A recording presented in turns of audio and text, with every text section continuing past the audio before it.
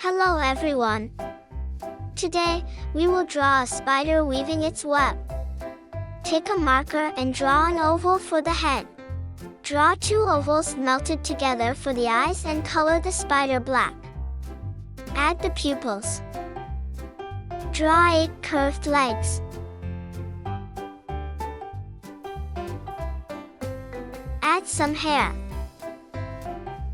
He didn't shave this morning. Draw a dot and take a ruler to draw 8 straight lines radiating from this dot. They are like the spokes of a wheel. Draw a vertical line from the spider. Draw lines from spoke to spoke in a spiral towards the center.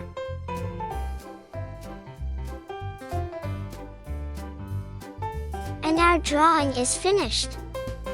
Look how happy our spider is with his web. Awesome job! Please like and subscribe for more fun drawing tutorials.